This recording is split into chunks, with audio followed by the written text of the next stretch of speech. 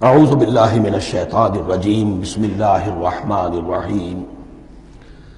اس سورہ مبارکہ کو الصلاح قرار دیا گیا ایک حدیث میں۔ اس کا جو اسلوب ہے وہ دعا کا ہے، اور دعا کے ساتھ اس کی جو مناسبت ہے، اور پھر اسی کی وجہ سے ہماری نماز کا یہ جزو لا ینفک بنا دیا گیا۔ بلکہ ایک حدیث جو میں آپ کو سناؤں گا اس میں اسی کو نماز قرار دیا گیا، الصلاح یہی ہے۔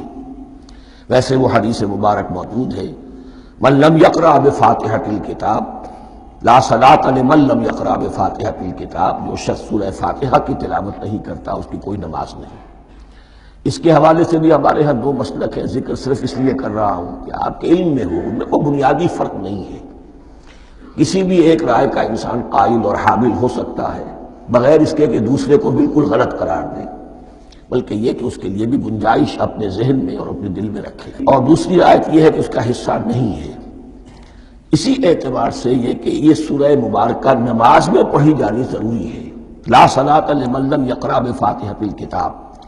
البتہ یہ اختلاف ہے، یہ بات جو میں ذکر کر رہا تھا جو ذہن سے نکل گئی، کہ آیا مقتدی جو ہے امام کے پیچھے کھڑا ہو کر جب نماز پڑھ رہا ہو تو کیا اس صورت میں بھی اس کے لیے لازم ہے کہ سورہ فاتحہ پڑھے؟ اس میں دو رائے ہو گئی، بلکہ تین۔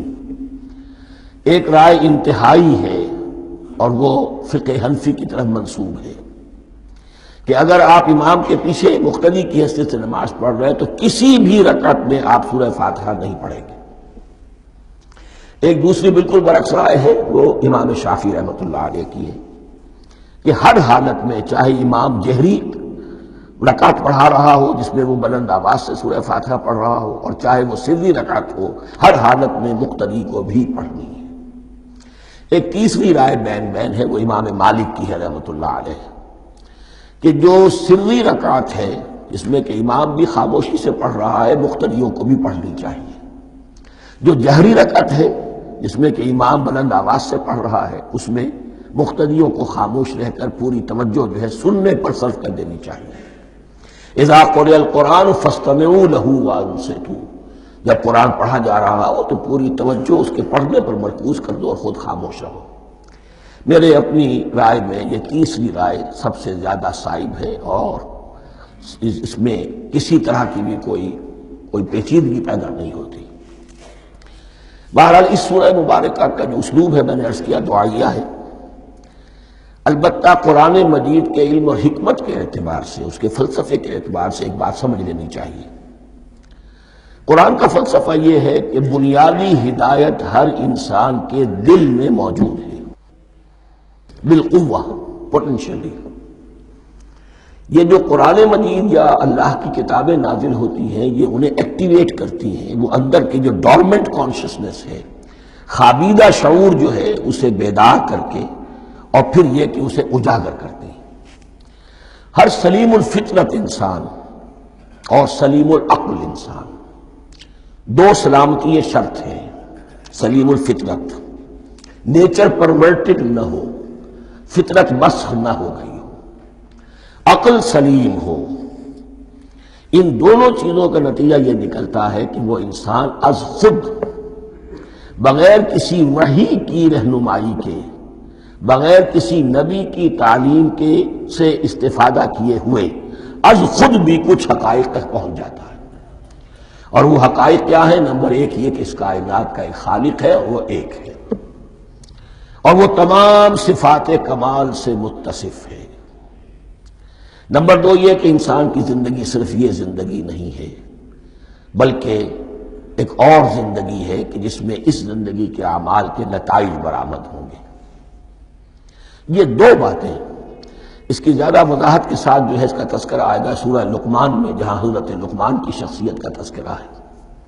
لیکن یہاں صرف یہ بات سمجھ لیجئے کہ قرآن کا فلسفہ یہ ہے کہ ہر انسان میں، ہر فرد نوع بشر میں جو اپنی ولادت کے وقت مسلم ہوتا ہے، حضور کی حدیث ہے کل مولود یولد علی الفطرہ ابواہ یحودانہ او ینصرانہ او یمجسانہ، ہر بچہ نوع انسانی کا فطرت اسلام پر پیدا ہوتا ہے، وہ فطرت کے اندر وہ ہدایت ودیت ہے۔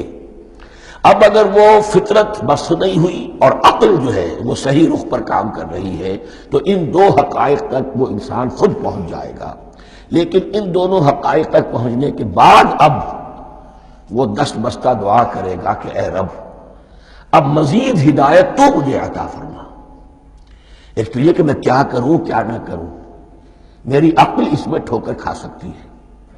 میں کسی اچھی چیز کو بری سمجھ سکتا ہوں، کسی بری کو اچھی سمجھ سکتا ہوں. تو مجھے صحیح راستہ، صحیح راہ ہدایت پر چلا.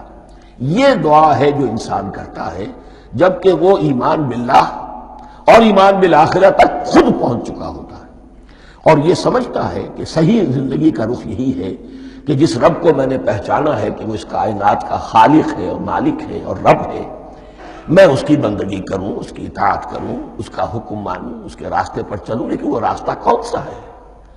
اس کے لیے پھر دست بدعا ہوتا ہے کہ پروردگار تو میری رہنمائی فرما. یہ مقام ہے کہ جہاں آپ سمجھ لیجئے اپنے آپ کو بھی آج اس جگہ پر تصور کرتے ہوئے پھر اس سورہ مبارکہ کو پڑھیے کہ آپ اس مقام پر اللہ کے فضل و کرم سے پہنچ چکے ہیں کہ اللہ کو آپ نے پہچان لیا اور اس کی توحید کو جان لیا، اس کی جملہ صفات کمال سے آپ واقف ہو گئے. آپ یہ بھی جان گئے کہ بڑھ کر اس کے حضور میں حاضر ہونا ہے اور وہ حساب کتاب لے گا. پھر آپ نے یہ عہد بھی کر لیا کہ اب زندگی گزارنی ہے اس رب کی بندگی میں، اسی کی فرما برداری میں. اب یہاں کھڑے ہو کر آپ پوچھتے ہیں کہ اللہ مجھے وہ تفصیلی ہدایت عطا فرما. ایسا نہ ہو کہ کبھی میں کسی راستے پر چلتا ہوا کسی پگڈنڈی پر مڑ جاؤں اور وہ تھوڑی سی جو ڈیوییشن ہو میرے راستے کی وہ میری عاقبت کو برباد کر دے. یک لحظہ غافل گشتم و صد سال راہم دور شد. اس لیے کہ ہوتا یہی ہے سیدھے راستے سے ذرا سی کوئی پگڈنڈی جو ہے تھوڑے سے اینگل پر نکلی ہے، لیکن جب چلتے جائیں گے آپ تو جتنا آگے بڑھیں گے اس پر، اس راہ صراط مستقیم سے آپ اتنے ہی زیادہ دور ہوتے چلے جائیں گے. یہ ہے قرآن مجید کی حکمت اور فلسفے کے اعتبار سے اس سورہ مبارکہ کا مقام. صدق اللہ العظیم.